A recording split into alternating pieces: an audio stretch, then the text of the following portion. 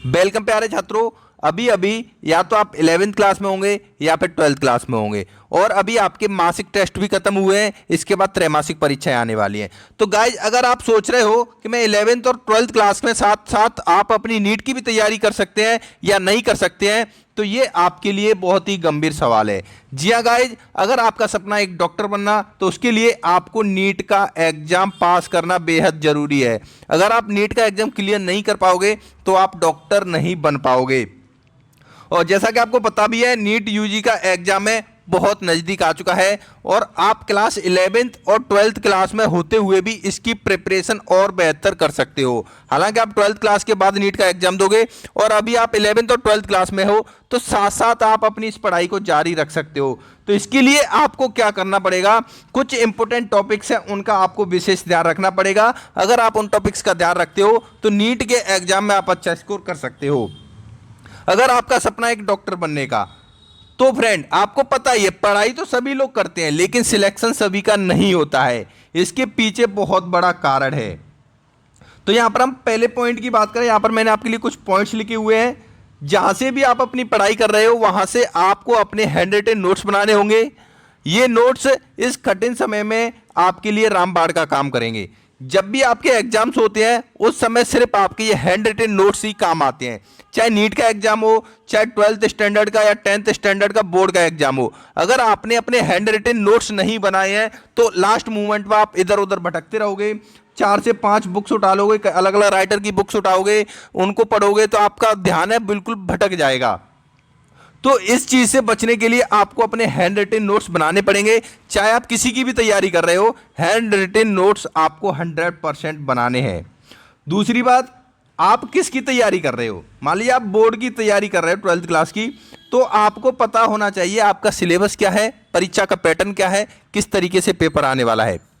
जैसे अभी कल ही आपको पता होगा, एमपी बोर्ड ने जो सिलेबस है क्लास 12th स्टैंडर्ड का, 10th और 12th स्टैंडर्ड का जो सिलेबस है उसको रिड्यूस कर दिया गया है। अगर आप स्टूडेंट है और आपको सिलेबस के बारे में पता ही नहीं है कि क्या क्या रिड्यूस हुआ है, तो आप पढ़ाई कैसे करोगे।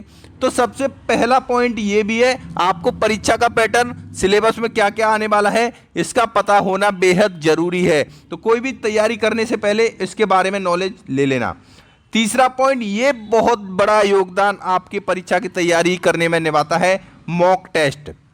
जैसा कि हम आपको हर बार बताते हैं, अगर आप बोर्ड की तैयारी कर रहे हो तो पिछले 5 साल के पेपर उठा लीजिए। अगर आप किसी एग्जाम की तैयारी कर रहे हो तो वहां पर आपको मॉक टेस्ट देना पड़ेगा, तभी आपको पता लगेगा कि आप कितना बेहतर कर पा रहे हो।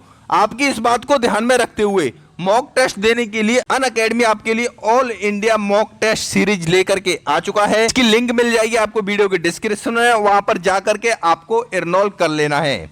इस मॉक टेस्ट सीरीज की सबसे खास बात यह है, यह टेस्ट सीरीज इंग्लिश और हिंदी में रहेगा।